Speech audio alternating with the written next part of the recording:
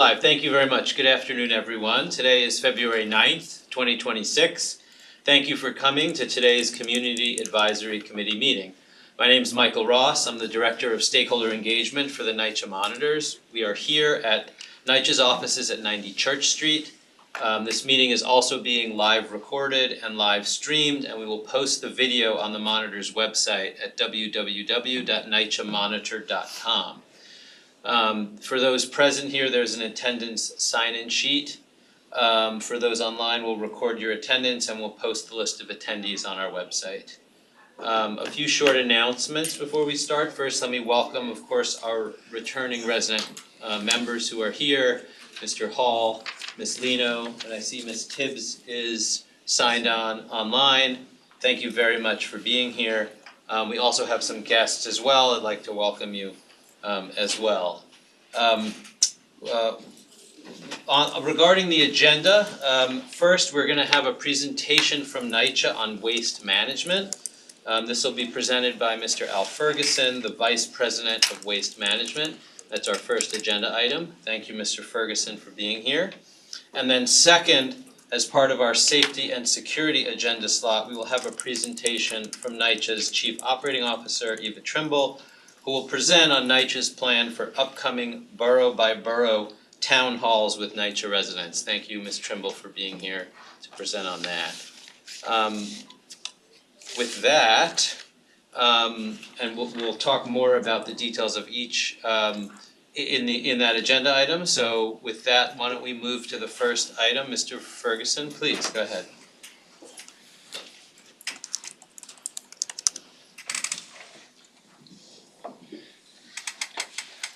Good afternoon, everyone. Can you hear me okay? Yes.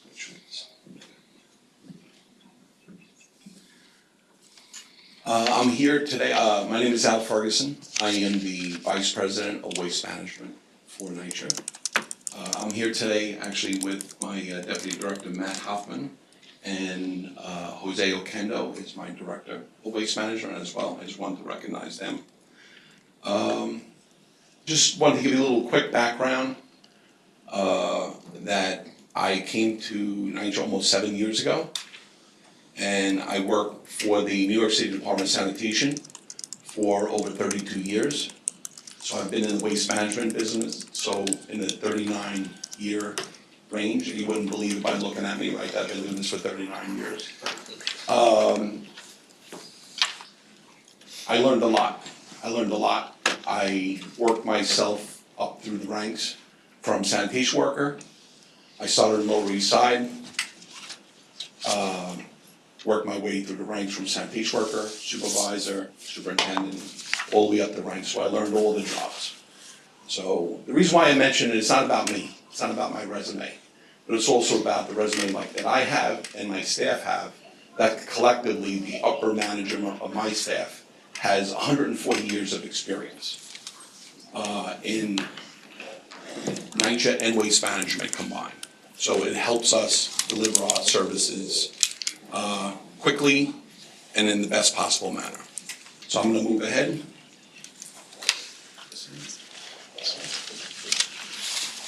Why do we have a waste management department? Before when I first arrived here 7 years ago, there was no waste management department, and it was one of the pillars as part of the HUD agreement. So it was necessary to, we thought it was best to have a waste management department, so we have singular focus, and we can work across functions, centralize policy, think strategically, and to satisfy the paragraph 45 of the 2009 HUD agreement, we get to focus on the core functions related to waste, which are collection, storage, and removal. This is just a list of the agenda items. There'll be an overview, containerization, waste management assets. We're going to go through them, so I think we could just skip this slide. The overview is that we consolidate waste management activities under one department, so we could standardize refuse collection and recycling best practices, improve accountability and reporting systems, coordinate with contractors to manage debris, raise the bar of cleanliness across NYCHA's portfolio, reimagine waste handling at developments, and pilot new equipment and technology.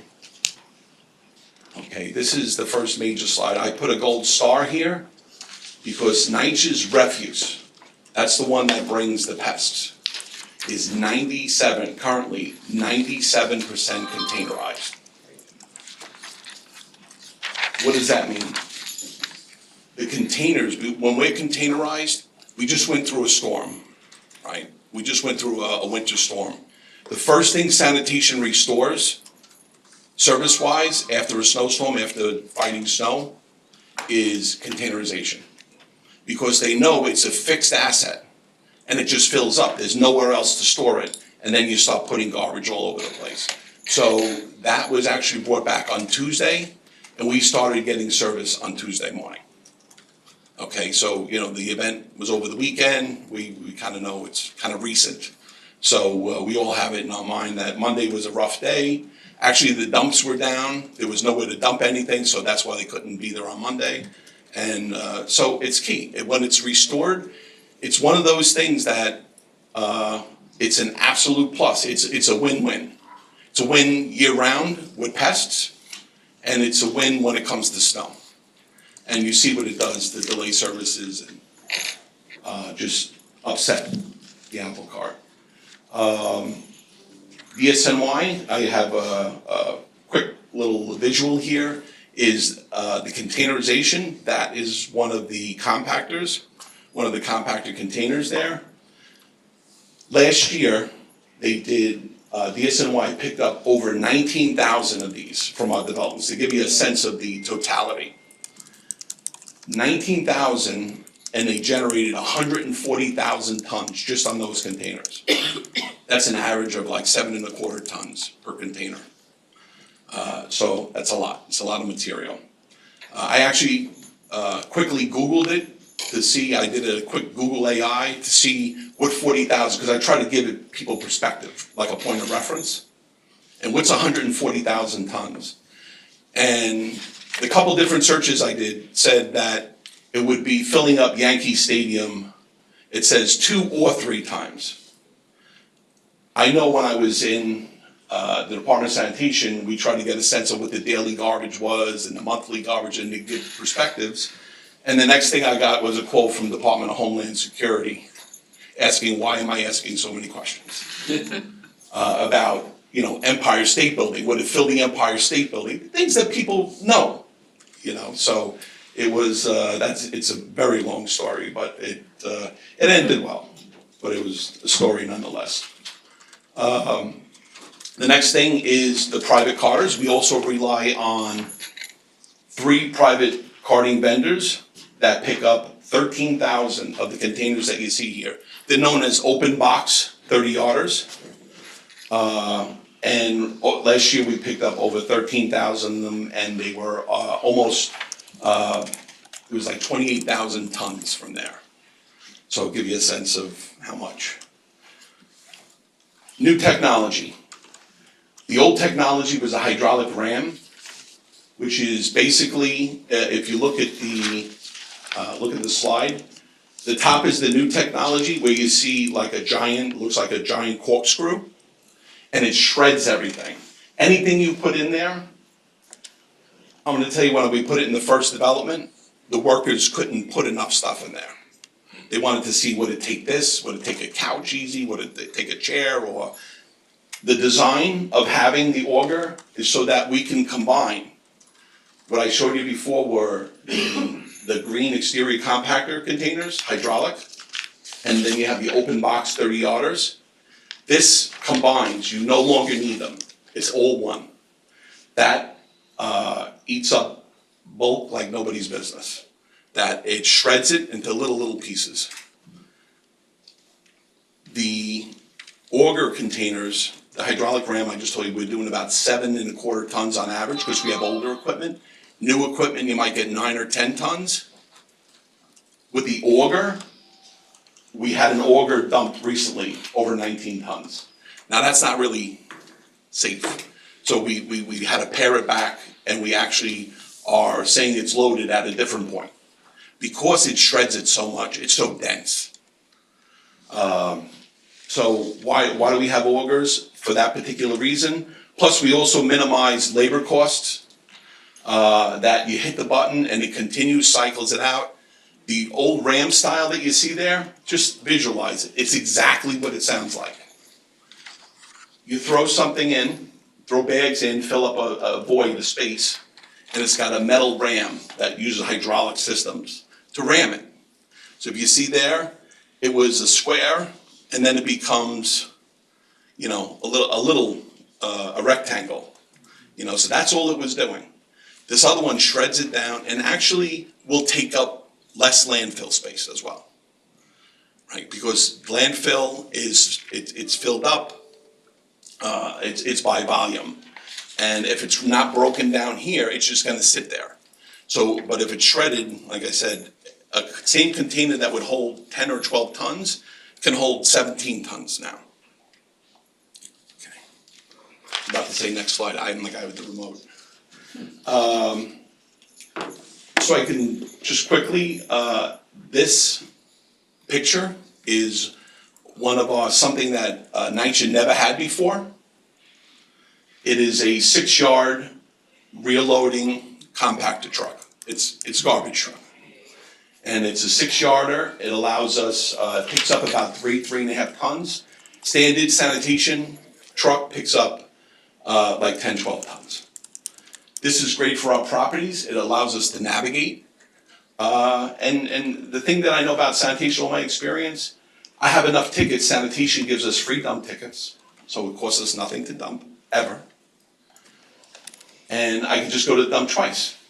Or we'll put, you know, if you need 2 trucks on the site, one person drives one truck, and then they work on one truck till it's full, and then you work on the other truck.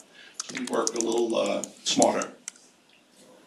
Interior compactors, 2,574. Exterior compactors and augers, 313. We have 9 bulk crushers. I didn't show you here, but that was the early form of the auger. It's just more of a hydraulic press. You know, I prefer the augers, but that's, you know, it's a nice asset to have. We have over 21,000 hopper chute doors throughout the portfolio in NYCHA. And then I just put the number 14, those 6-yarders, the blue one you see there. We have 14 of those, and I actually have one exact duplicate of a sanitation truck. We call it the Beast, because it'll take anything. If you need 12 tons of material taken away, that's what you use. And you'll see what it's used, one of the functions. We used to have to wait years ago for sanitation, says until you have 500 bags. And then you can't see beyond a part of a development because the bags just keep coming and coming and coming, and you say, okay, I need a pickup, and then it's delayed. Or so if need be, sanitation. The great thing is the yard waste program. They give us weekly service, right? So every recycling day, that they give us pickup. So if we put out, we only were able to do 30 bags this week, they'll pick up the 30 bags. So that's part of the yard waste program. Mr. Ferguson, before you move on, I just want to make sure we have an opportunity by topic for questions. So if this is a good point, I'm going to just open it up for questions. Before I do so, I just want to acknowledge for the record, Ms. Torres has joined us. Thanks, Ms. Torres, for joining the meeting. Are there questions from the committee at this point? I have questions. I'm sorry, ma'am. Your name? My name is Crystal Glover. Crystal Glover. Ms. Glover? Former Tenant Association President at Washington Houses. And I want to know before I leave this meeting, why is it that Washington Houses Tenant Association has not had a meeting in over 2 years? All they're doing is giving out food every Wednesday, and that's the district leader. I don't know too. There is absolutely our management,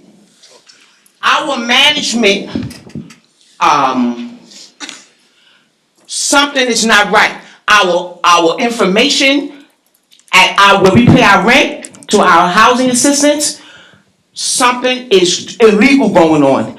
They don't have the proper staffing, and our manager did decide to have a meeting with me. I asked her, she gave us a date. The date was after Christmas, and I took it. And she took our questions, etc., etc. I want to know before I leave here why, and let me tell you something, I don't have no guns on my hips and no bodyguards.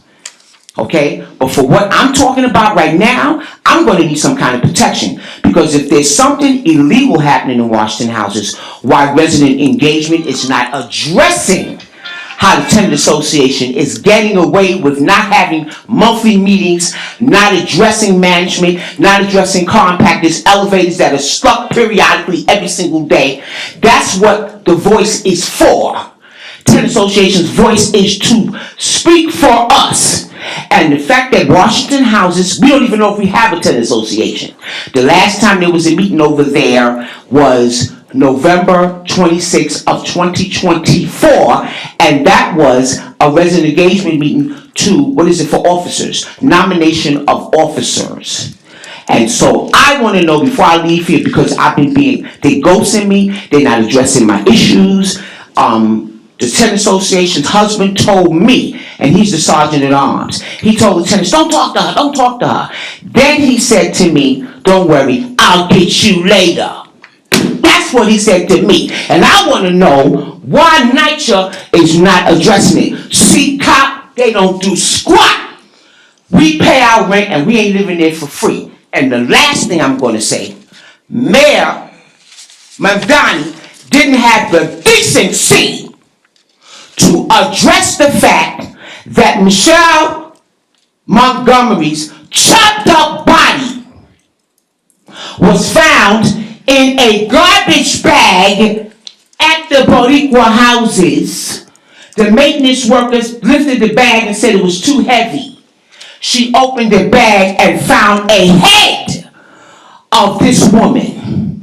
They don't have no police. I went over to the building. The building looks raggedy. My roaches wouldn't want to live in there. And there's no police around. The mayor, that Mamdani, should be ashamed of herself. He did not address the fact that her body was found. And I'm taking this, her name is Michelle Montgomery, and I'm taking this opportunity right now to speak on it. Because if none of you, this is the Housing Authority, everything that I addressed, this is my opportunity. I flew down here because a friend told me, oh, it's a CAC meeting. It's a CAC meeting. If nobody addresses this, and if this, what I'm saying, is edited, if it's edited, because one time I testified here, and what I said, they edited. If you edit what I'm saying, you need to be ashamed of yourself. Thank you. And that's all I've got to say. Ms. Glover, thank you very much for your concern and for being here to express it. The meeting we have today is focused on waste issues, but what I will say to you is... My compactor in my building has been broke consistently for 4 years.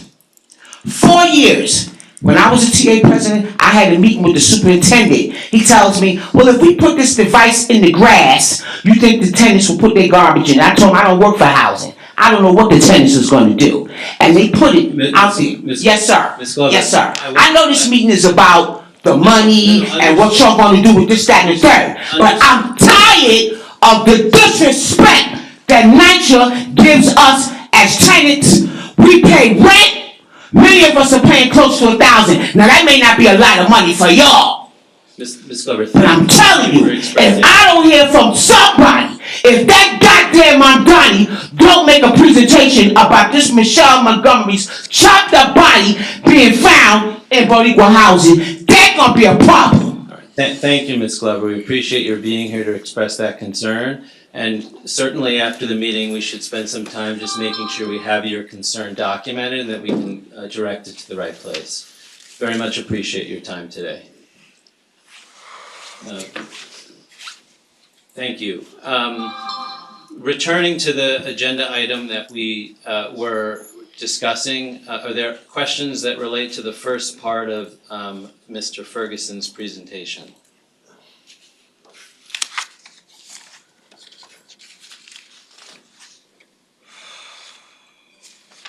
Okay, Mr. Hall, please. I'm gonna bring this back. Going back to the waste, I have a small development, Gun Hill Houses, and, the room, we're bulked, we have no empty space. So it's very important that our bulk, it's combined, you have a 30-yarder, and then we have our garbage. We have a problem because the residents are putting the garbage where the bulk should be. And it's something that we need to demonstrate some type of accountability for that type of wrongdoing. What's your development name? Gun Hill, Gun Hill. Gun Hill. Okay. I know you're close to Parkside, but. They'll Gun take Hill- notes. Yeah, we're 5 blocks away. But in any event, we're very tight on our spacing. And I see that this, compactor unit, the combination does a lot to congest the garbage bulk. Is this going to be at the remaining housing developments? Or is just a select few? I saw some of the developments you had in different boroughs. Are you going to have an outreach of all the Section 9 housing developments regarding their particular bulk? Or what is your plan? The plan is to roll out where we currently have CCAP funding, City Capital Action Plan funding, and we're redoing many waste yards right now. And the ultimate goal is to give anybody that can fit it, or that is to get an auger compactor. It's not, obviously it's not, I can't tell you that it's funded for Gun Hill, I don't have that information right in front of me, but I can get back to you on that Okay. as well. But the ultimate goal, when I came here, was to build the best waste yard we can have. Because if you build it right, just take a little more time, build it right, and then it's good forever. Because you're gonna get an auger, there'll be a little spot for yard waste, when we build new yards, as we build the new yards. But that would be the goal, but we can look at that in the meantime, we're not waiting. Okay, thank you, thank you. Okay, Mr. Ferguson, go ahead. Okay. All right, so this is individual waste management action plans.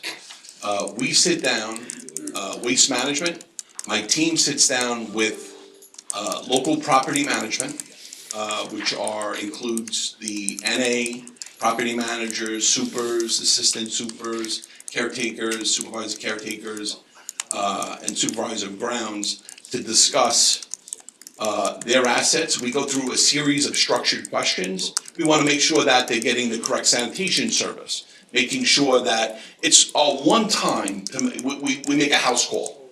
We go there, we make sure that we sit down with them and we go over, we hash out anything that they need to, and that we can build a plan from there. Much like you give me a problem and we can come up with a solution. Some of it is short term, we have a short term, like a medium, like an interim, and then a long-term plan for, just about everything. So the individual waste management action plans, we just get information on, so we can have information in our database about their vehicles. You'll see, I know it's hard to see, but that's a waste asset map. And on the bottom is a key that shows you exactly where the compactors are, where the 30-yarders are, where the yard waste set out areas are, so that when somebody asks me a question, I can just reference that easy, and we know exactly, you don't have to call the development, where do you put your yard waste out? So all of that is established, so we know, also when we're rolling out new programs, because sanitation's rolled out several programs over the last 4 years. And it allows us to have all of our data available, and we know what we have to do to comply with those regulations, as well as keep our developments clean. I'm just gonna move on. This is, I'm just being mindful of the time as well. This is a complete interior compactor room. When we're replacing interior compactors, we're not just replacing the physical assets, just the compactor itself. the moving parts, but also the sleeve, the transition sleeve that connects it. And when we do all that stuff, if there's a problem with the bricks, the things that come up, that if there's any extra work that has to be done, bricklayer work. If you see there, you see the floor, the way it used to be? We actually put a compound, it's like a better than epoxy, because that's gonna last long. And that's a way so that developments could just hose it down. It goes into a drain, you'll see it drain there, you can't really see it in the picture, the drain's still there, and it has a basket in it, so they can clean it out on a daily basis. So I also thought, I wanna make sure you take care of the caretakers so they have a nice environment that they're in. That when it's 100 degrees outside and they're in the basement and they have something like this, we make it as nice, clean, and so that they can keep, make house cleaning as easy as possible. So this is a before and after. I have details here. I mean, I just don't want to extend this that far. I want to get into some other topics. But it's like the sprinkler system, all that stuff is addressed, right? We don't go and put some new compactor and everything else is old and broken down. It's all new stuff. We make sure it's tested. And so, it takes a little time. That's part of that CCAP funding. This is another picture of an interior compactor, compacted division. So under waste management, I have a compactor division made up of maintenance workers that do repairs, 4 to 5 teams of maintenance workers. We go out, we do simpler replacements, what they call like simple replacements, pump, hydraulic. The goal is to get the interior compactor or compactor room back online as quick as possible. So we carry hoses. We actually have a machine that makes hoses in the shop. So we have them, every van that goes out has the standard things that go wrong with compactors. So they go out, it's not like you look at it, I'll go back and get parts. We've streamlined so many different processes here that used to take a lot longer. This is just showing you a private vendor repair. Anything we can't do, the major repairs become private vendor. So we have Arrow Steel is a big vendor that we have now, and Premier Compacting Systems. I wanted to show you this. We also developed a type of contract called IDIQ, indefinite delivery, indefinite quantity, where in the past they used to say, give me a proposal to fix my system. And then they give a proposal and it didn't exactly meet certain requirements, so we go back and forth with procurement and just, we can't give you a release until this is done. We ironed everything out and we came up with line items. We said, if you're gonna do this type of repair, we negotiated a number at this. You could charge us $800 to do that. Things like that. And just so you see what's here, this is just a picture. I thought this was relevant. We try to stay ahead. In the past, right, in the distant past, they used to order and they said, well, all right, we'll wait for the manufacturer, the next order to come in. I got a tractor trailer coming in 4 weeks, 6 weeks. You'll see it's in the shop. And the fact that we're doing all this CCAP repairs, all these new repairs, that they know they're going to use them, right? Because they have our commitment that we're going to get these things done, so they keep large inventories of these. It's worthwhile for them because, and the reason why this is good for the CCAP is also in the event that something went wrong at Gun Hill, for example, that if we needed a compactor, they have them there, right? If we need to say, hey, part of this contract is, one of the things is, if you can't repair it, you can replace it. And that's what that does. Clean compounds, again, part of paragraph 45. What you see on the picture on the left is actually a picture I took with my phone when I got to NYCHA, and that was frightening. And then this is more representative of now. We took a sample of Clean Compounds report. What is Clean Compounds? We do daily photos. We have daily photos submitted of the yards, because I found that was where a lot of our problems were being hidden. We're behind the gates, hiding things in storage areas, things like that. So we get photos and we get them to fill out they upload the photos of the yards, as well as they answer 37 questions. Did you pull all your compactor bags? Did you do your recycling bins? Things like that. And they have to attest, they put their name and their employee ID number on it, so we know what's done, and we check these things daily. And this keeps us ahead of things. We got so far ahead, but then it's a matter of staying ahead, staying on top of our game. Scorecard 1.5, I know we're running tight on time.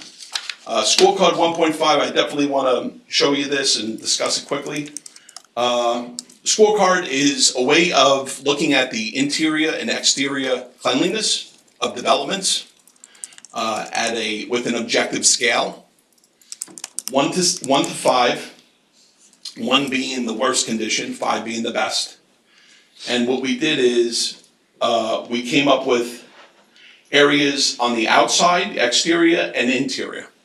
Like exterior would include your entranceways, your walkways, playgrounds, waste yards, things like that. Outside, just your green space area is the lawn, things like that.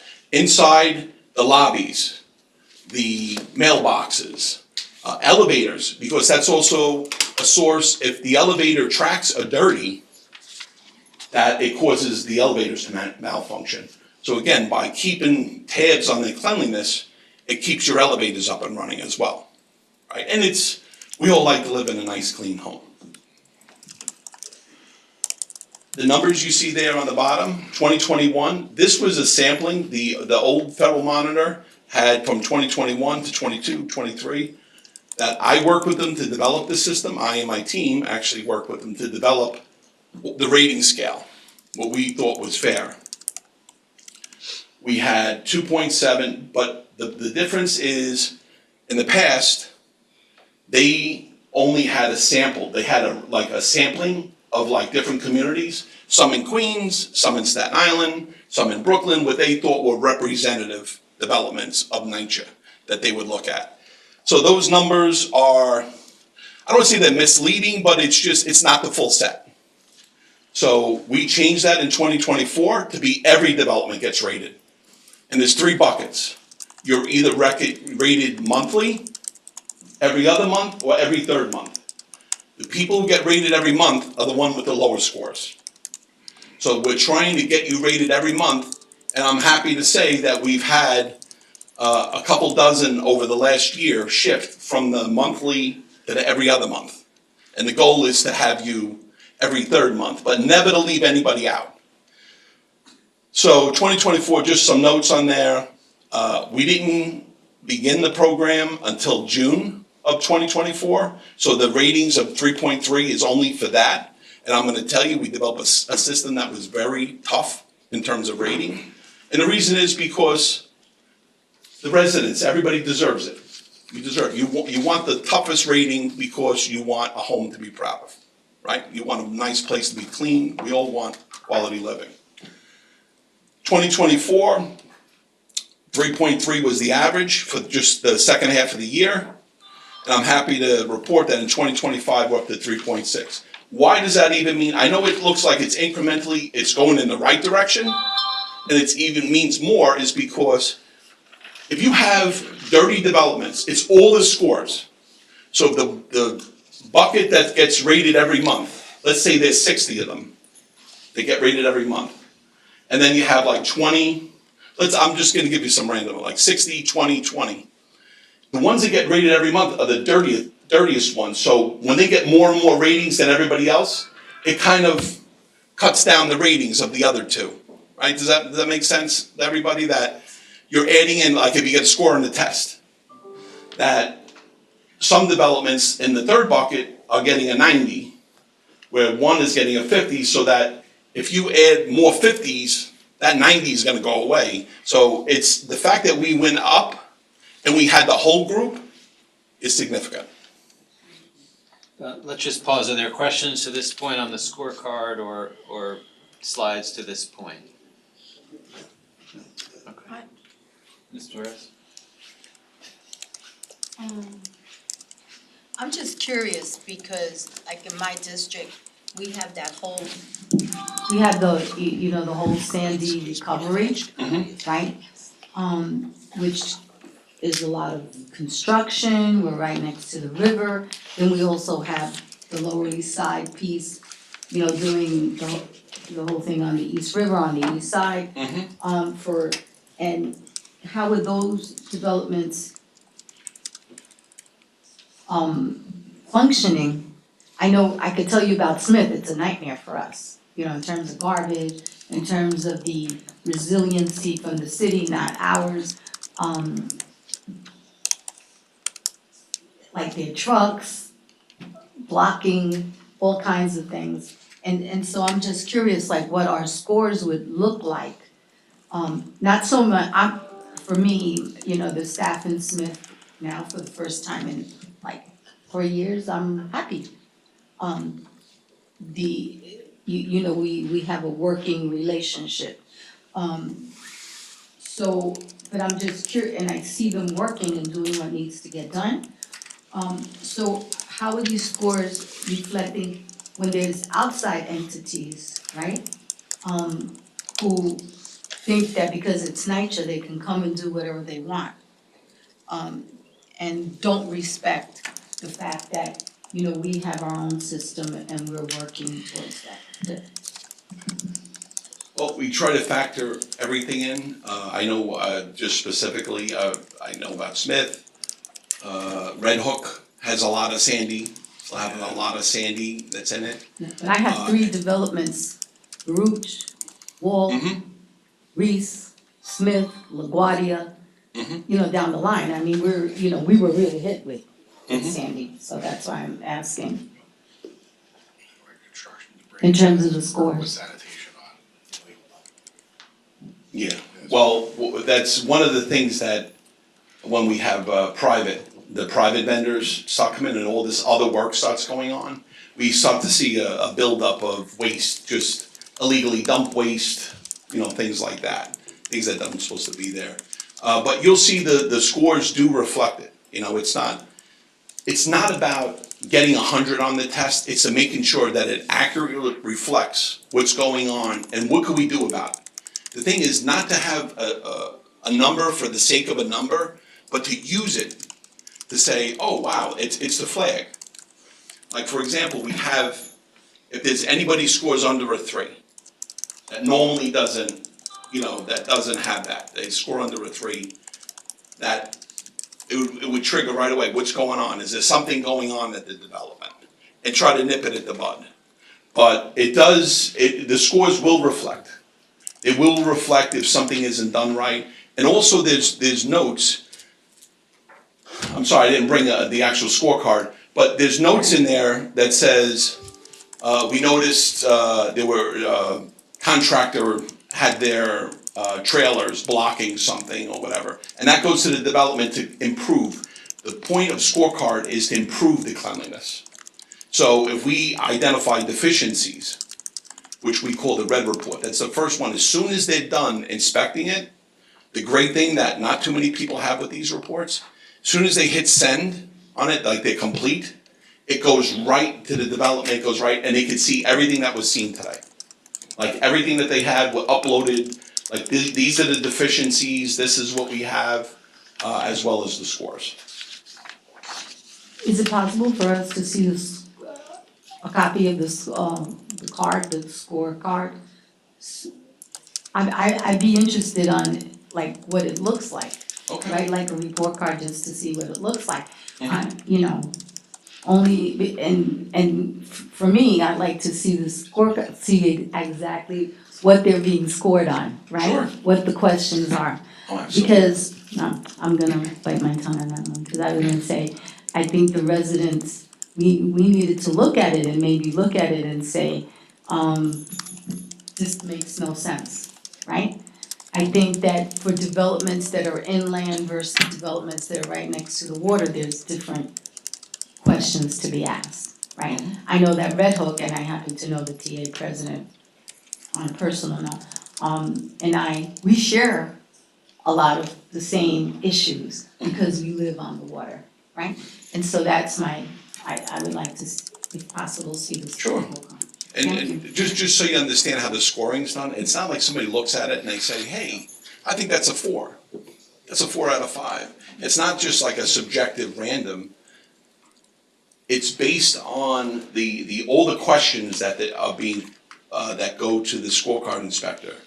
How was this? Was this done right? Was that done? And then what happens is, based on their answer, it generates a score. If the area is out of like 1% and they only did it half right, then they only get 0.5. And it generates that. So, but I'm glad with sharing scores or however you wanna, you wanna look at how we rate. Question here, I think, right? Excuse me? Did we had it broken, oh, sorry. Mr. Grossman. I don't want to side shadow, but we have the breakdown of the questions we had originally put out there, right? Yes. Slide deck, we could probably share that. We do have a slide Yeah. deck that shows, but I was just trying to consolidate, because I had a half hour. But I would love to show you the whole program, question by question. It's another 30. Yes. Okay, I'm glad to come back anytime you want. so Ms. Glover. this is a federal monitor meeting? That's right. Federal monitor. That means NYCHA developments who do not have tenant associations, they basically don't have a voice.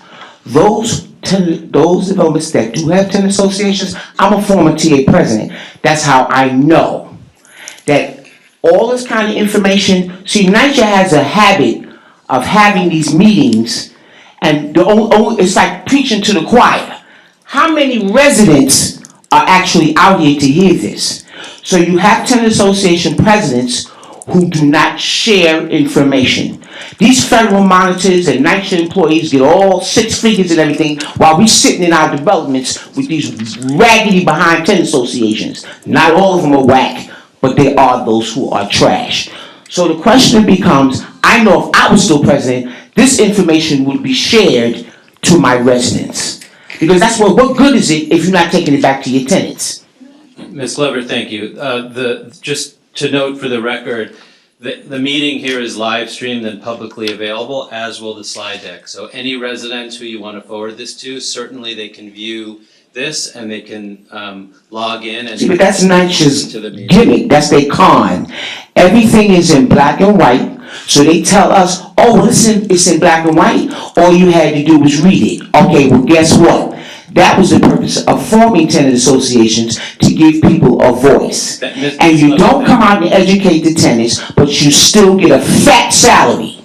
All right, And tenants go not knowing squat. all right, thank So I'm you. glad to stream, just make sure you don't edit what I'm saying. It will not be edited, it'll be live streamed. Ms. Glover, we just have a very busy agenda. I want to make sure we get to all the content. So, Mr. Ferguson, I want to see if we can move on to the next topic. Thank you.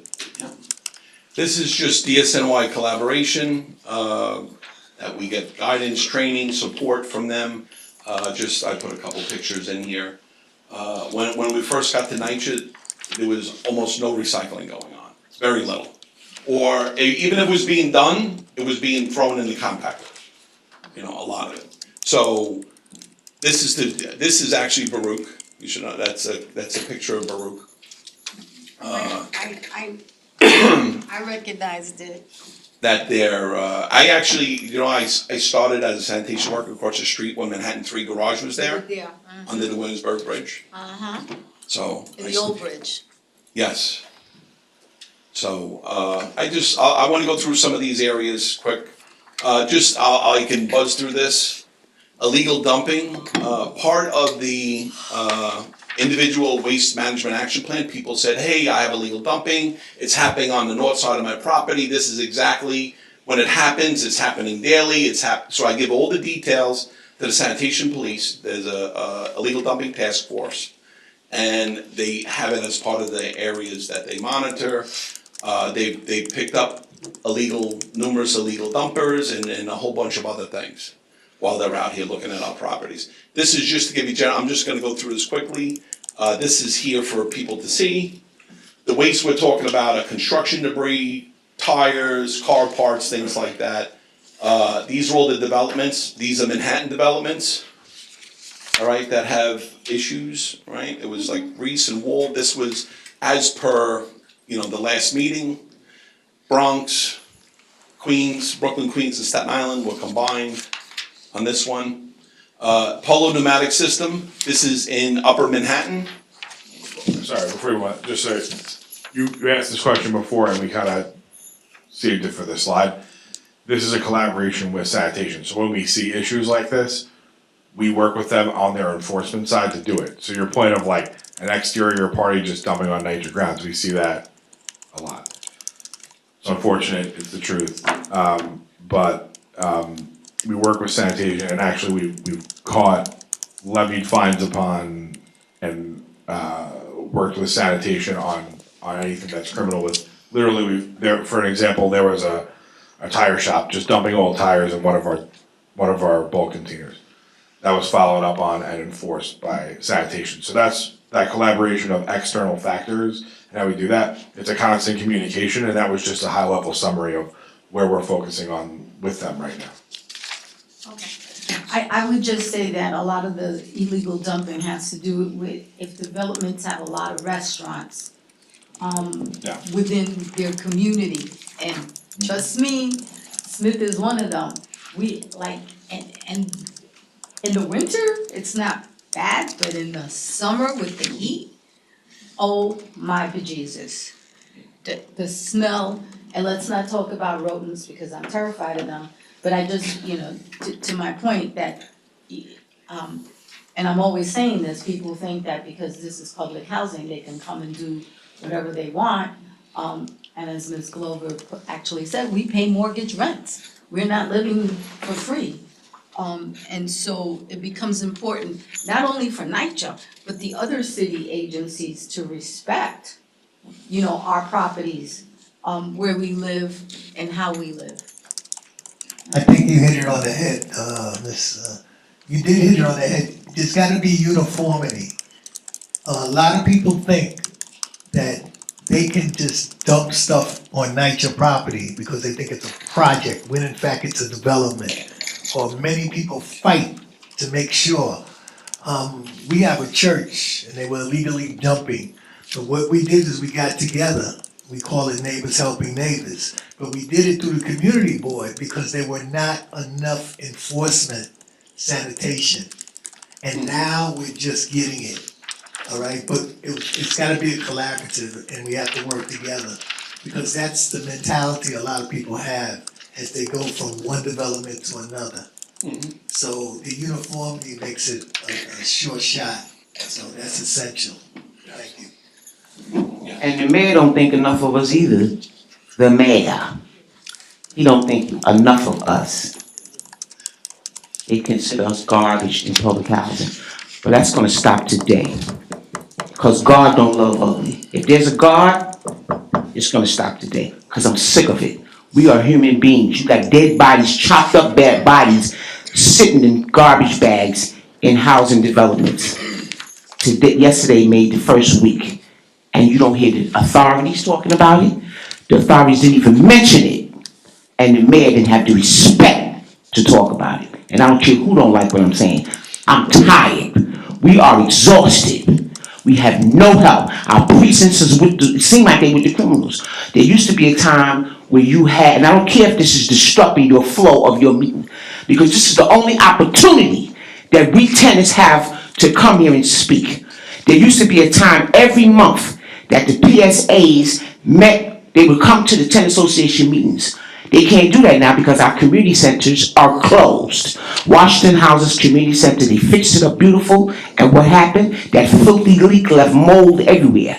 So now that was a waste of cash. We don't have any way to meet. You can have these precinct meetings once a month.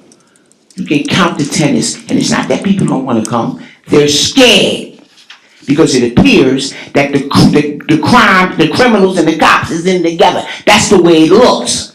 Thank you, Ms. Glover. So we have no representation. Thank you, Ms. Glover. Mr. Ferguson, any comments further on the dialogue on illegal dumping? Just that illegal dumping, I do communicate on a regular basis with the illegal dumping task force, the leader. And we update as we have new information. And if you have anything, I'll be glad to take anything that you have. And to give you a sense of like what we could do about like local stores. what they would do, what the legal dumping task force would do, is during the day, they go around, and the reason why they're illegally dumping is because they don't have the private carter, right? They don't have their own private carter, they're not paying somebody legitimately to do it. So they go around and they knock on, they wait, they're looking for, can I have your last receipt from your private carter? And then they call the private carding company to verify that in fact they are receiving service and that they'll, so that's just a bit of a follow-up for something like that. That's how they would investigate something like that. Excuse me. Mr. Hall? Yeah, you got cards? Can you be contacted, Mr. Ferguson? Yes, I'll see you afterwards. Okay, I'll stay as long as you need me to stay. thank you, thank All you. right. Thank you. This is the Polo Grounds pneumatic system. This is at the Polo Grounds in Manhattan, where it uses a vacuum system. Actually, you could see if you look at the slide, it shows you basically the hoppers, everything going down, and then at the bottom there's a gate valve that opens up, and it goes into basically like a giant vacuum system. And it just vacuums all the garbage into those container seats. They call it the terminal building. And I'm gonna show you a couple pictures inside the terminal building because it's a cartoon. You can't really see it, so I'm gonna show you the real stuff in a second. So this is outside. Because first question is, right, for all of us who vacuum, first question is, vacuum's good until it's not, right? So we have 21 cleanouts, and that's one of them. You clean it, you'll see that's with the cover on, and then we take the cover off, and then that's where they'll get to clogs, and it could be due to misuse, people that put the wrong thing down there. We found a mannequin in there. One day, there was a whole bunch of other things too, but people put laundry baskets. That's another thing. They like to get rid of laundry baskets, but what happens when it becomes a vacuum? Well, the garbage fills up in the laundry basket and it gets stuck. It gets wedged in there. So there's a lot of we're doing an ongoing education in the building to tell people what not to put in there. This is what belongs in there. This is what doesn't belong in there. And I'm happy to report, when the program first started, we were only getting like 3 tons put in the system daily, and now we're 3 tons a month in the beginning, and as of last month, we're up to 45 tons. So it's people understanding that if you use it correctly and you put and there's spots outside. If you don't need it, there's a container sitting outside. If you got to dispose of your mannequin, you can put it outside into your yard container. This is the inside. This is the labyrinth inside. The picture on the left is one of 2 industrial-sized fans. The yellow thing is it moves 10,000 cubic feet per minute. So that creates the vacuum on the system, and then all the material goes into like a standard compactor container. I know we're running low. You say, the next question would be, what do we do with our bulk? If everything's going in the tube, going in the building, we have one of the augers installed outside for the bulk and anything else that would not fit in the chutes. This was just a Recycle First program, showing you the success of the Recycle First program. This is a setup at South Beach Houses in Staten Island. You'll see the refrigerators are out. It's all properly evacuated of the gases. So a lot more organization and compliance by NYCHA staff, by everybody, keeping us safe, keeping the environment safe.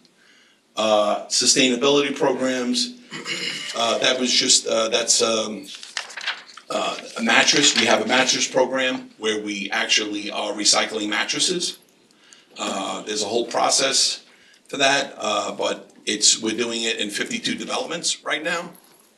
And then we have on the bottom, the other picture on the bottom is e-cycling, and then there's some yard waste collection as well. Organics collection.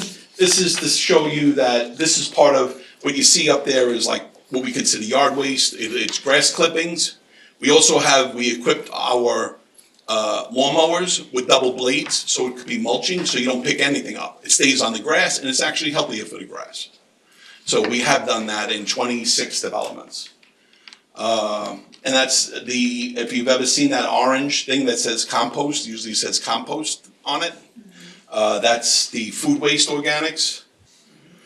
Just general resident education, I know there's a myriad, part of every one of our individual waste management action plans. At the end is education materials, things that they can print out readily. If you want to say about dogs, I'm going to tell you right, I already know, I could read everybody's mind here. Dog waste, general improper disposal, people not putting it where they should be putting it, right? Throwing garbage out the window, things like that. Those are all things addressed in flyers. That's management's fault. There's gotta be I'm trying to accountability. make it look like it's the residents. No, Because when I grew up in the projects in the '70s, management, we didn't need a tenant association. Management took care of everything. It's not just the tenants. Mr. Hall, you have a question? Yeah. For the record, there's got to be some type of accountability for those who don't respect the education or the mindset of what you're producing. And that's something that has to begin to happen. Because folks are gonna do what they wanna do. If they're gonna throw stuff out of windows, they're gonna throw stuff out of windows. But there needs to be more accountability. I've never had so much dog doo-doo on my grounds, okay? And I know NYCHA spent a lot of time trying to enforce no smoking within 100 feet. But the police cannot enforce it. They haven't been trained to do that. So there's got to be some kind of give and take. And it's not there, all right? So this is something that needs to be looked into. But I'll discuss that with the tenant my associations, if they knew the power they had, if the resident councils knew their power. Because I went simply Ms. Glover. to a housing assistant and told him, you got poop stations all over Washington houses. And that housing assistant took Glover. care of the situation. Ms. Glover, That housing Housing assistant took care of that situation, and he was a new housing assistant. excuse me. So the Ms. Glover. resident associations don't know their power, Ms. because Glover, when you know your excuse me. power, you get things done. Ms. Glover. And you people know it. Ms. Glover. The poop stations are gone. Ms. Only a Glover. few poop stations are left, because I spoke on it and the housing assistant dealt with it. Ms. And when Glover, you don't know your power, that's how you get dogged out. Ms. For those Glover. TA presidents that's listening. Ms. Glover, out of respect for Mr. Hall, I don't have I'd no like more to give Mr. respect Ferguson because an y'all don't opportunity respect us. to answer his question. and we're suffering, Okay. and you people disregard us like we pieces of garbage, and I'm up to here with it. I appreciate your concern, but I want to give Mr. Ferguson a chance to Okay? answer Mr. Hall's This is question. the, what you call it? This is supposed to be the federal monitor? You getting 6 and 7 and 20,000 figures, and what are we getting? And you wanna call me bipolar? Well, I'm telling you, the buck is gonna stop here today, cause we're sick of it. Mr. Ferguson, I want to give you a chance to TAs answer don't Mr. know their Hall's question, power. please.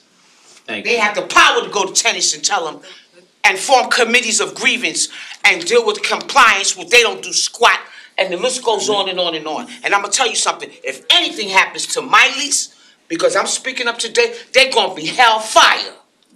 Okay, Mr. Ferguson, you can answer This, Mr. Hall's the question. last thing Thank I'm you. gonna say with this, and then I'll open it up to complete questions. This is just a waste flow chart, it's a reference. People wanna know like where their garbage goes, where every aspect of the development goes. So this is a good general reference, right? It's not specific to every development, but you could see the flow of like recyclables, you put them in the outdoor bins, and then the bins are put in then the bags are pulled, they're put in a certain area, and then DSNY basically on the collection day comes to pick it up. So it shows you the logistics of like what needs to we have to make sure it's functioning. Like after a holiday, I have to communicate to my people in the street, I send out marching orders. Before a holiday, gotta make sure you make everything empty. Sorry. Make sure everything's empty. All the containers, whatever you do, so that you can receive the garbage on a weekend, so we don't have problems with overflowing containers, things like that. So we give them constant reminders. After the snowstorm, we told them you gotta make sure in order to get that premium sanitation container service, you gotta make sure the entire roadway to and from, because you're gonna back a truck up into there, it's gotta be free of snow, ice, and sleet, anything that might be on the, and then you gotta worry about a cut as well, because it's gotta turn in and out. That's it, this is just a reference, I put this here, I could talk about it for 2 hours, but it's a quick reference. I thought, some people always say, hey, how do you do it? Like, you know, how is this made, how does this happen? I just figured I'd put something that was a quick reference, easy to see, everybody pretty much usually understands, but, question? No, we'll talk later. Okay. Thank you, All in right. the interest of time. Anybody else? Other questions on education and enforcement issues? I think that's your last topic, Mr. Ferguson? Is it? Yeah, so on that and any other topic then, on waste management. I wanna know why the Okay. compactors are sealed at Washington houses. We don't get any, there's no information coming to us through our manager. The manager met with us on the 26th of December, she had, she did meet with me. Cause I emailed her and I made sure I had a bunch of tenants' emails on that email, because they claim one person is insignificant. She met with us and she broke down a lot of stuff. And she even told us how resident engagement is supposed to fill out a paper monthly with the tenant association to give back to resident engagement, participation in civic, whatever they calling themselves these days. And that paper is not being filled out. Thank you, Ms. Glover. Ms. Ferguson, you want to address that as the last question on waste? If you have any question about any specific building that you have an address, something you want me to look at or address, or did you just say that the manager addressed it, spoke about why you had a chute door locked? Why don't we make sure to get the details offline, Yeah. and then we'll make sure that gets addressed. So, yeah, that's what I was saying, I think it sounds like there may be an issue with the compactor, that's why the chute doors would be sealed. We seal them so no garbage goes in there as a fire prevention, as a fire prevention measure, that's why they're sealed. So if you have a specific building or instance, we're happy to follow up, of course you do. Ms. She Glover- did say something. Ms. Glover, She said, The manager said that in the basement of the compactor, the ground, they had to scrape something on the ground of the compactor, and this is why our compactors are broke. But because our so-called tenants association, which in my opinion is non-existent, because they're not meeting with us monthly to inform us, we just know that our compactor is sealed. That's not fair. The manager could have gave us some kind of information. She didn't have to wait for no TA to do it. She's the manager. So now, and I'm gonna tell you something, my building, people don't throw their garbage out. But that building 18, you can see the garbage is everywhere. Ms. Glover, thank you. Why don't we make sure that we get that information, and you can address that after the meeting. I got two. Thank you very much. I'll wait Mr. around. Any questions that anybody has that you just, maybe it comes to your head in 10 minutes or so, I'll wait around if there's any questions. Yeah, if you'll stay after the meeting, Mr. Ferguson, and then we can address some of these issues, because we have to make sure to get to our next agenda item. Okay, so Mr. Ferguson, if you'll stay here so we can make sure Sure. any individual issues are addressed after the meeting, that would be Anytime you great. need. Thank you very much. Thank you. Thank you, Mr. Ferguson. Thank you, everyone, for engaging on it. We're turning now, we have a safety and security agenda item next. Before we get to Chief Secreto, we're gonna have a presentation from NYCHA's Chief Operating Officer, Eva Trimble, who will present on NYCHA's plan for upcoming borough-by-borough town halls with NYCHA residents. As I've discussed, and we've discussed here, numerous times, it's been a priority for stakeholder engagement to facilitate dialogue around safety and security issues that have been repeatedly raised here and otherwise. And we have communicated to NYCHA, we see it as critical that these upcoming town halls have a focus on safety and security and that they include relevant stakeholders. And so we want to provide an opportunity for Ms. Trimble to present on this issue and to engage in feedback and dialogue today. I do want to note in that regard that we have in attendance, at least on the Zoom in the meeting, a representative from the court-appointed community liaison for the city settlement in the Davis case that addresses issues of trespassing. And if anyone would want to be connected, it's Mr. Jermaine Thompson. After the meeting, please reach out to me and we can facilitate that dialogue. With that, Ms. Trimble, please take it away. Thank you so much. Again, I'm Eva Trimble, Chief Operating Officer, and it's not as much of a presentation today as just a heads up and flag for you all that we are working on a plan to put together meetings in each of the boroughs. We're actually hoping to do maybe 2 per borough, maybe 1 for Staten Island and 1 for Queens. And the goal here is to bring NYCHA senior leadership and subject matter experts to the table with residents directly. So the current plan is maybe more of a resource fair structure than an open town hall, because we really wanna have discrete dialogues on a variety of issues. So we would be, looking at holding, as I said, 2 per borough maybe in order to get a more geographically focused attention, and having an open dialogue, so we'd have a table with heating staff, a table with safety and security, a table with pest management, and so that you can come and you can meet the leaders and subject matter experts in that area, talk to them about your concerns, get that face-to-face that sometimes doesn't always happen unless you are a resident leader, unless you are very involved. This opens it up for all residents to have that direct communication. NYCHA executive staff will be there as well. We are also looking to invite the PSAs and relevant precincts, district attorney offices, to really bring everyone together to talk about some of the issues that we know are affecting our residents and developments. And so we would have teams from all over NYCHA there to really talk with residents. We shared this with CAC last week, and we got some great feedback from Ms. Torres about making sure that we are having specific content areas. So for example, sustainability, which obviously affected places like Smith and the Red Hooks very drastically, to make sure we have sustainability at the table, since that's unique to their area. So this is a very early stage planning process where we wanna make sure that we are planning them somewhat in alignment with the mayor's rent ripoff hearings that he plans to have. So we wanna make sure that we're not overlapping with them, but coordinating on timing. So we don't have anything yet. We're also looking at space issues and wanna make sure that we're bringing everyone together. So I know that you've had many safety and security related conversations here, and wanted to get any feedback from you all that we could use in our planning purposes for these resource fairs. Okay, Ms. Trimble, thank you. Mr. Hall, you wanna start off, please? Ms. Trimble, first of all, I just want to note the issue that we have in the North Bronx with Boston Secor. You know, I'm an advocate of transparency, and now there's a development that was part of NYCHA that is now in a PAC program, taken over by a non-for-profit, and folks in the non-for-profit don't know what's going on.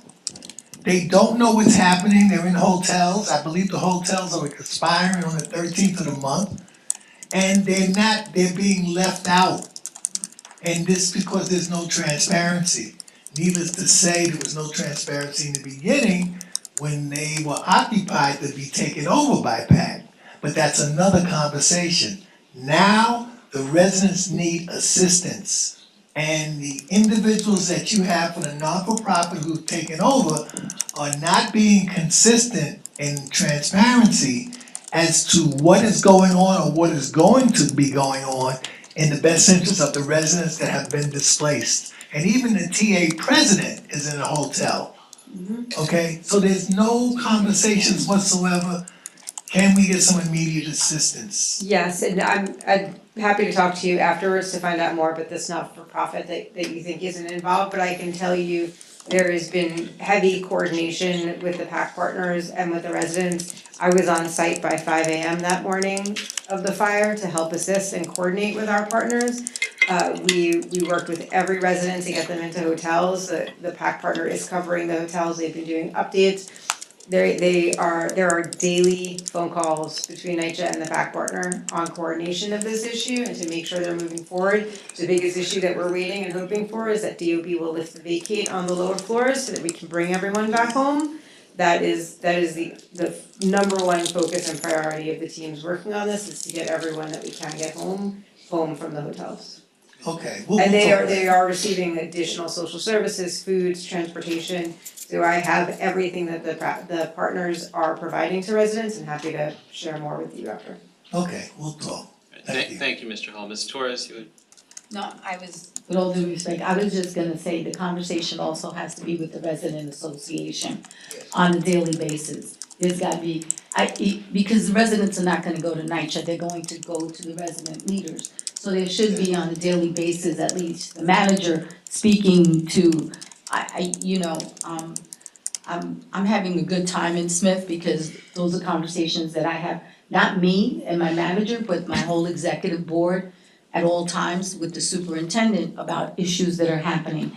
And so, given the tragedy that happened there, I would hope that, especially since even the TA president is in the hotel, that on a daily basis, there's some kind of conference call, or it doesn't have to be an hour or 30 minutes, but at least, hello, how are you faring? How are the residents faring? And that's about clear communication. I'm not bad, it's not my borough, I don't live there, I only went to church there for 30 years in the South Bronx, but I'm just saying that, that's the kind of conversation that really has to count on the ground with the resident I will leadership. enforce that with our PAC partners to make sure they're having those conversations with the resident leader. I'm only getting it because it's coming to the community board and I'm the housing chair. And that's the only reason why I get it. I just happen to be a TA president. So I'm getting it, I understand exactly what you're saying, but this is why I said transparency. I don't care if it's for 10 minutes. Thank you. Thank you, Mr. Hall. We have a question online from Ms. Tibbs. Ms. Tibbs, do you wanna go ahead?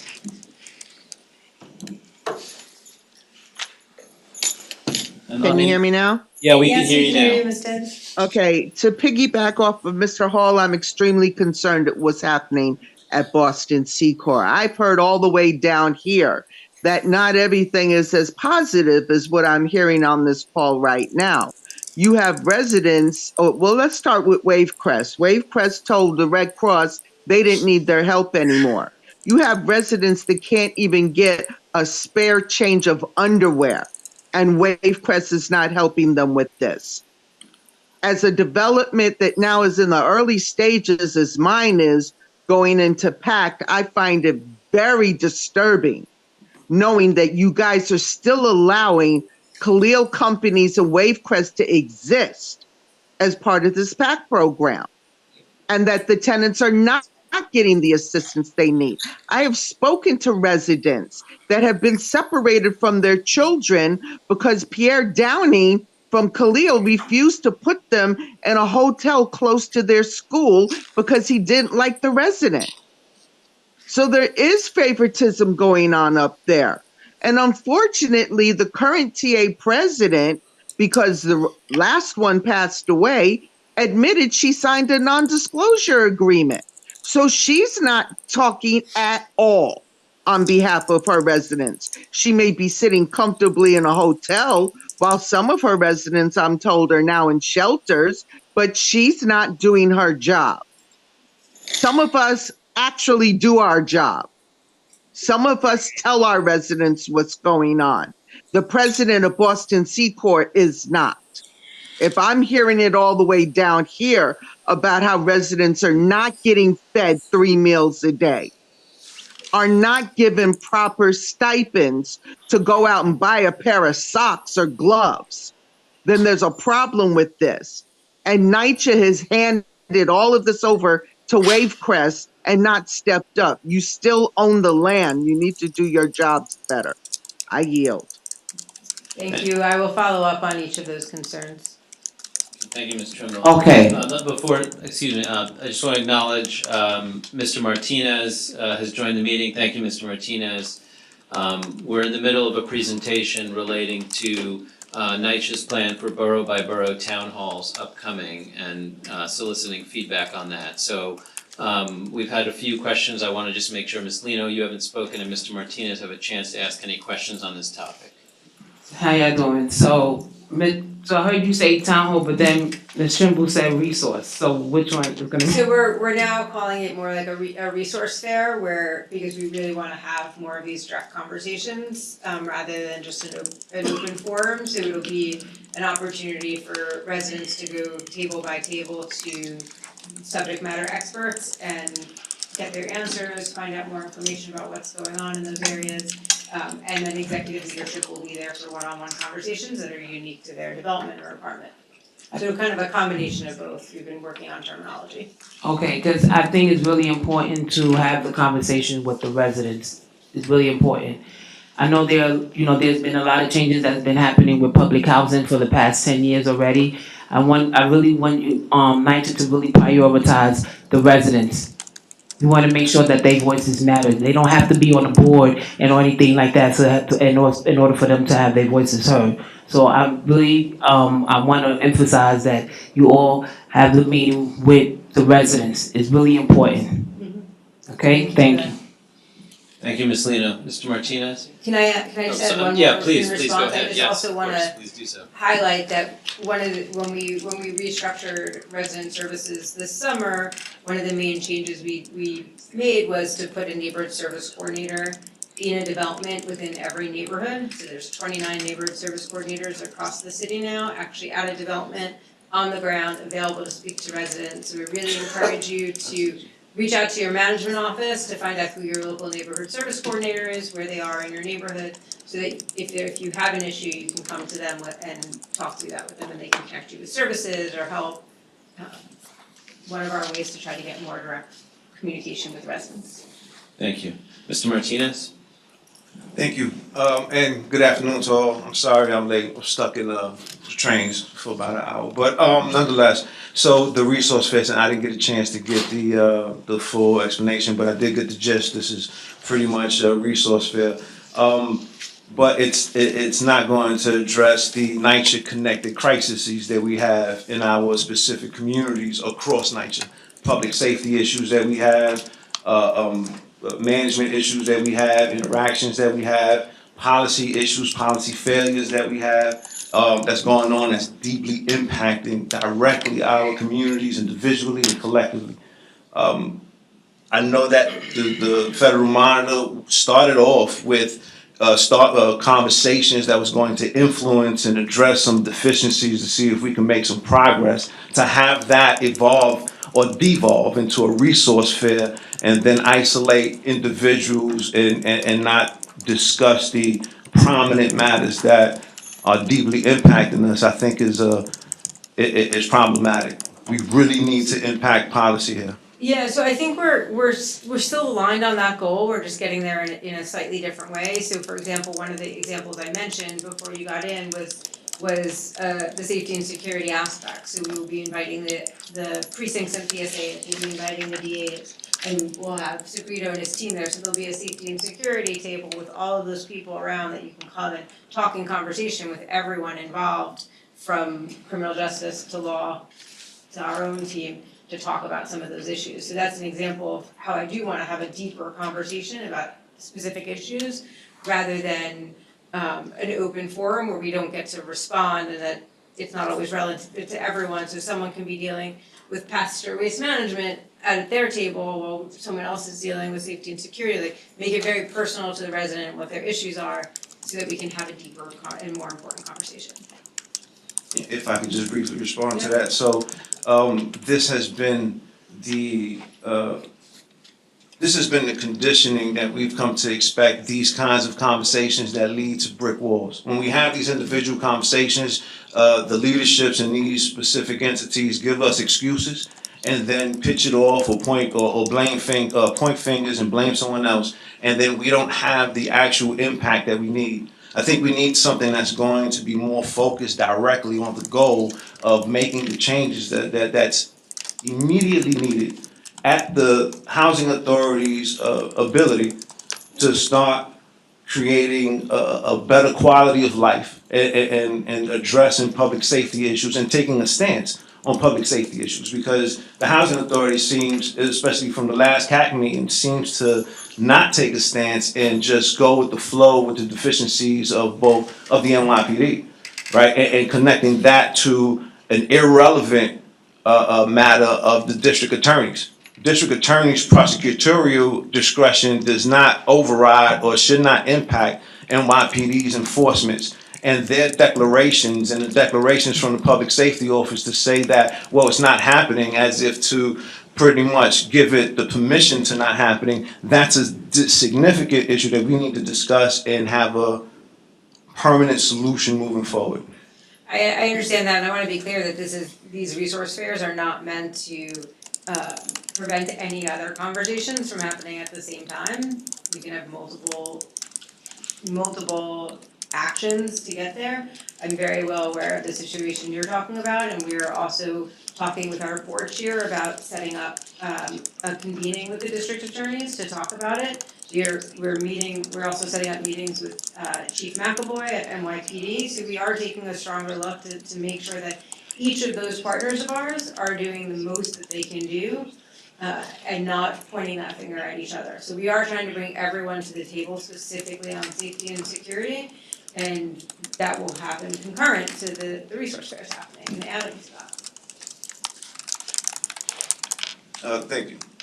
Is there some way that, Ms. Trumbull, is that your name? Yes. And you're, I've seen you plenty of times, I know you know me, I was TA president in 2011.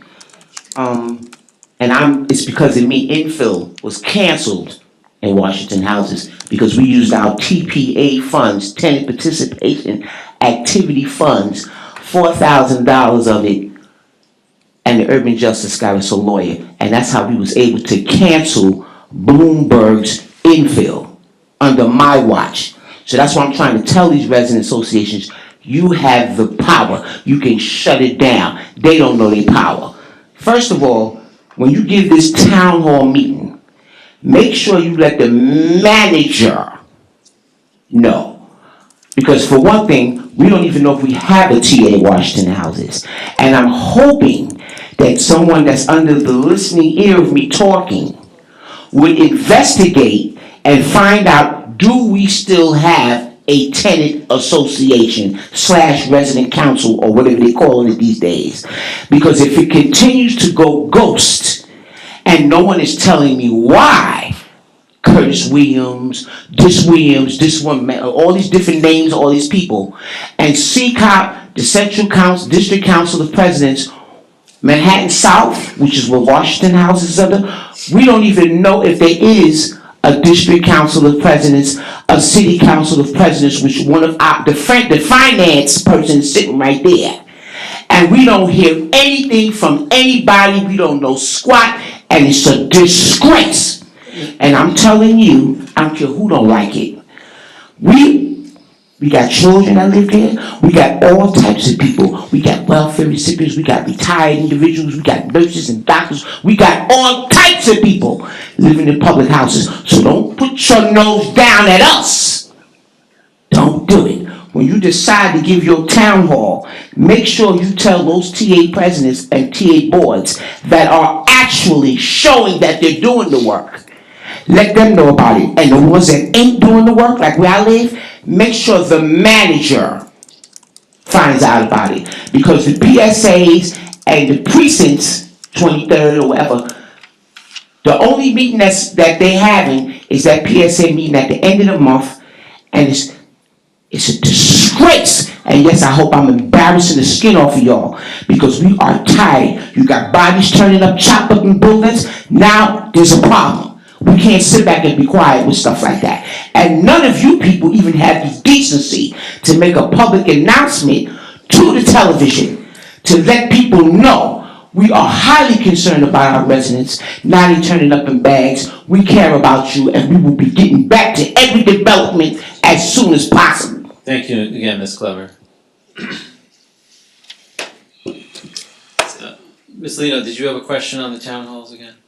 Not on the town hall, I have a question in regards to. Sorry, just make sure, just push the button. I don't have a question on the town hall, I have a question on a development I've been working with, so I wanna make sure I wanna address that. So,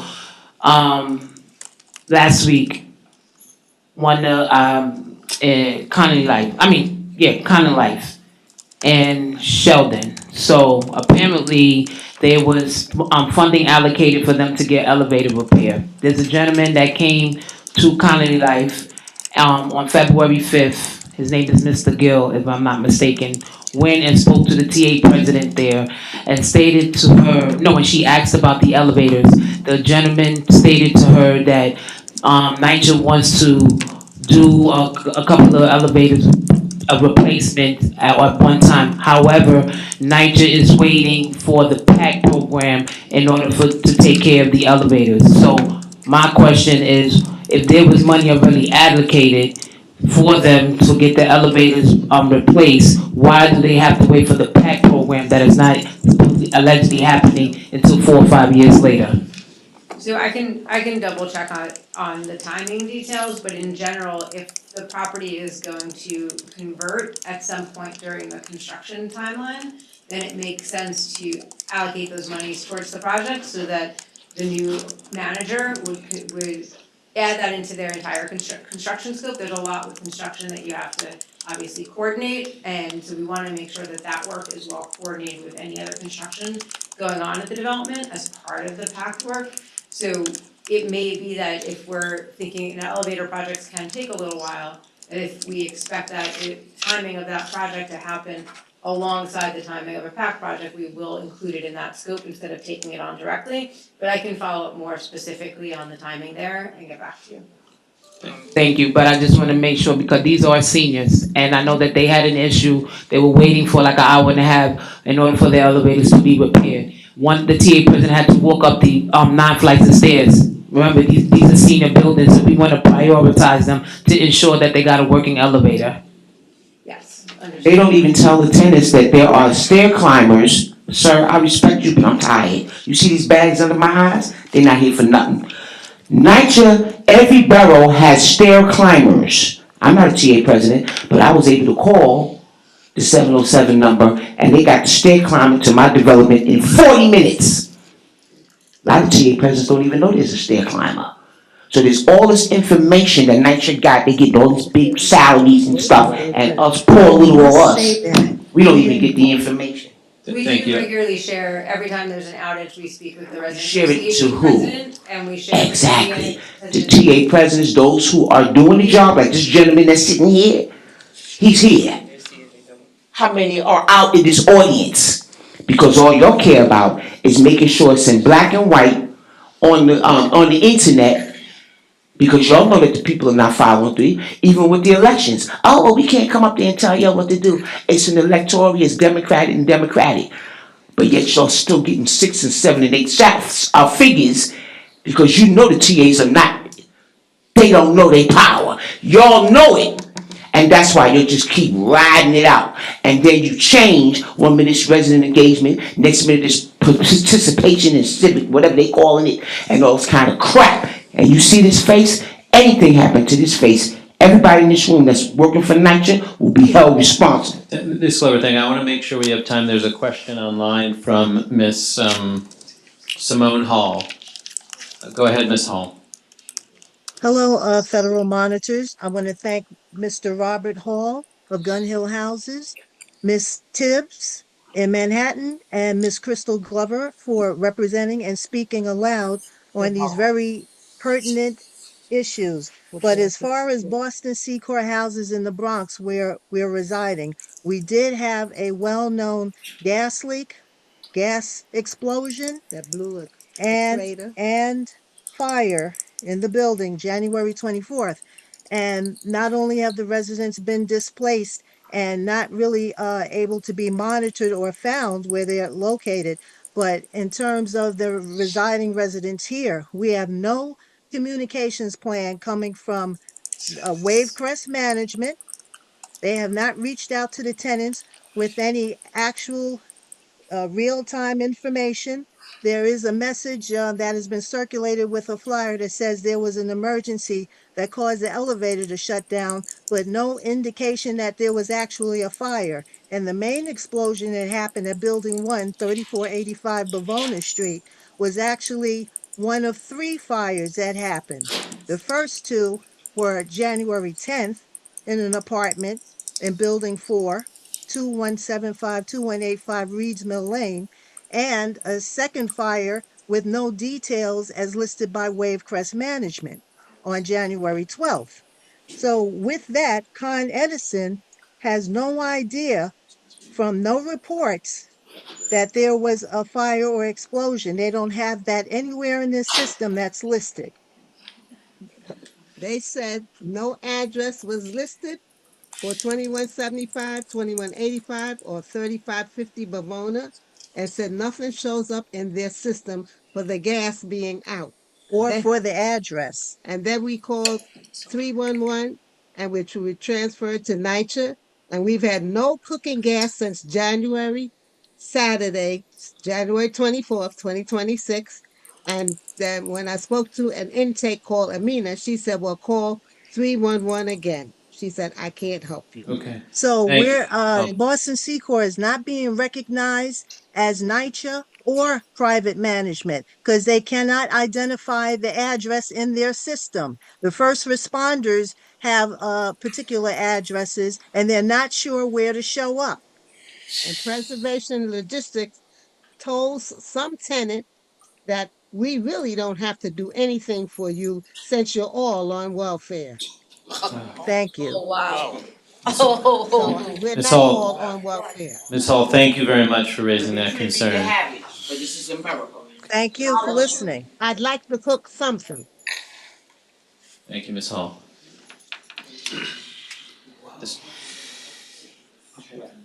Ms. Trimble, anything further on the question or otherwise? No, but I will follow up on these PACT issues, and I'm sorry, I do have to run now. Thank you. Okay. Well, with that, we're at time. We're gonna have a longer safety and security section of our agenda next time because we're now at time for this meeting today. Thank you, everyone, for their engagement today. I'm sure we'll be talking offline as well, and look forward to engaging further at the next meeting, which is scheduled in March. With that, we're adjourned. Thank you.